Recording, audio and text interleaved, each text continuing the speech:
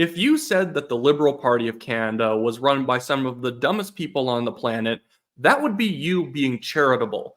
Prime Minister Justin Trudeau and the Liberal Party these days is desperate to claw back some support in the polls.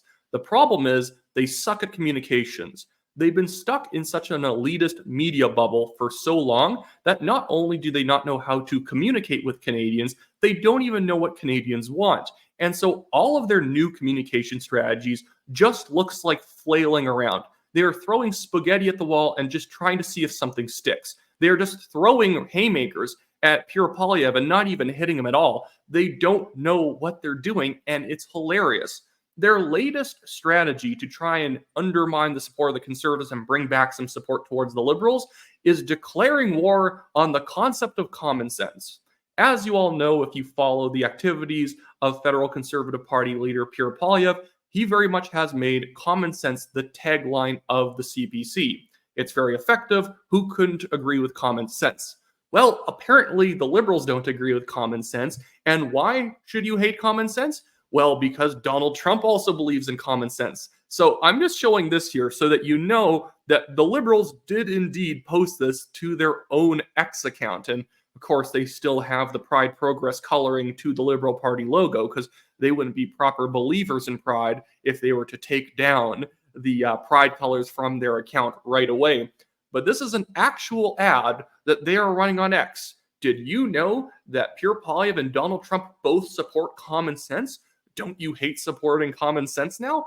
This is the level that the Liberals are at right now. A thing called common sense. Common sense. Common sense. Common sense. With a party of common sense. Common sense of the common people. Common sense. Common sense plan. An old-fashioned American common sense. Common sense conservative prime minister. Conservative person with common sense. Common sense. You know, we're really the party of common sense. Using a common sense law. Common sense, right? Common sense. The Republican Party really is the party of common sense. Common sense. The party of common sense. It's a common sense step. Common sense is common sense, and that's what we need. It's common sense.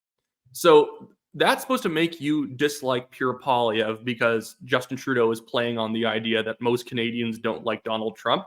In fact, most Canadians just don't really know anything about Donald Trump. So a lot of Canadians default to whatever they see in the liberal media. So if the liberal media doesn't like Donald Trump, they sort of align with saying, oh, I guess I also dislike Donald Trump. The hilarious thing about the Liberals constantly trying to tie Pierre Poilievre, someone that Canadians actually like, to Donald Trump, somebody that Canadians kind of default don't like, is that more and more Canadians are just liking Donald Trump now. When you keep invoking Donald Trump's name and you are the least popular man in Canada, that being Justin Trudeau, you're just making people reevaluate their default opinions of Donald Trump. Donald Trump's approval rating has actually been going up in Canada as Justin Trudeau attacks him and Pierre Poilievre together. Also, this is the stupidest thing I've ever seen in my life because Donald Trump is very likely to be the next president of the United States. And Prime Minister Justin Trudeau is going to be Prime Minister while Donald Trump is president. So does he think this is going to help us in trade deals? Because I guarantee a big election issue in 2025 is which man do you want dealing with the United States government? And if Justin Trudeau has been frankly just crapping on them for 2 years straight, I think even more liberal Canadians who don't like Trump will say, like, Justin, you are screwing us over in like tariff negotiations and trade deal negotiations, please leave. Because in Toronto, St. Paul, the Liberals just lost an embarrassing defeat in a downtown Toronto riding.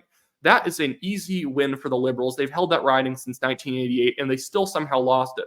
And they've been running a lot of these Pierre Poilievre as Donald Trump ads for several months up to that point. They kind of eased off it because I think even the Liberals realized maybe we shouldn't be slamming the guy who's likely to become the president. But it seems like now the Liberals are so desperate, they're reaching for that fire alarm again and pulling it. And, you know, Justin Trudeau, I think, kind of knows he's going to lose the next election. And I think he wants to go out in a blaze of progressive glory so that if Pierre Poilievre wins, he can say Trumpism won. And it's because of scary Trumpism. That's why I wasn't able to stay on as the prime minister. Not that I suck at my job and made life unaffordable, hate freedom and all this other stuff. It's because too many people were disgusting racist bigots who didn't put pride colors on their party logos like the Conservatives didn't. I don't get these people. Like, even in a certain sense, I feel bad for Justin Trudeau because obviously his comms team is just stealing his money at this point. Because unless Justin Trudeau came up with this ad himself, man, these people are screwing him over. This is such bad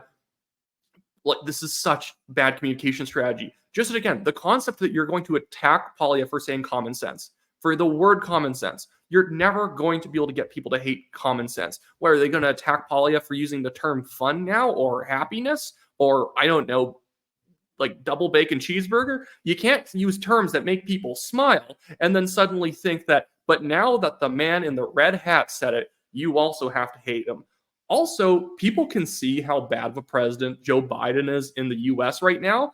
Even again, liberal stalwarts in Canada, it's hard to be mad at Trump when you kind of knew the economy was better under him. So yeah, you can say, well, yeah, it might be a bore, might be, braggadocious and whatnot, but at least people could eat. At least people could afford houses. That's the same thing with Justin Trudeau every time they invoke the name of Stephen Harper and they try and blame him for it as if Stephen Harper is seen as this shadowy phantom in Canadian politics. And by bringing up his name, you're going to get a lot of Canadians clutching their pearls and like, not Stephen Harper, especially since it's been 9 years of Justin Trudeau being prime minister. I think I actually heard them blame Harper for something recently. It was like within the last 2 months, and it's comic that they're even mentioning Stephen Harper this late in the game. But this is what the Liberals' entire marketing strategy has been now for the past while. I actually just quickly want to pull up another ad they put out a bit ago where they were attacking Pierre Poilievre as far right. Far right being a word that is purely meaningless these days because of parties like the Liberals, because of politicians like Justin Trudeau. It doesn't mean anything to be far right. And many of the times they can't even describe what being far right is because it would turn into a bunch of, you'd end up describing the left. It's like whenever people describe somebody as like far right, and then it turns out they actually mostly just agree with the left on a lot of stuff. I always find all the far right people tend to actually just be secretly socialists. The Nazis were in fact a socialist party, same with the Italian fascists. But now they're putting out graphics like this on their X account. Poilievre embraces far right extremism, maintaining a disturbing pattern. And this is taken from some failing blog called rabble.ca. They have to give an example. You can't just say he's far right. This is the most empty marketing I've ever seen. That's like if I was just to always say Justin Trudeau's a communist. Justin Trudeau's a communist. And there's far more evidence that Justin Trudeau is a communist than Pierre Poilievre is far right.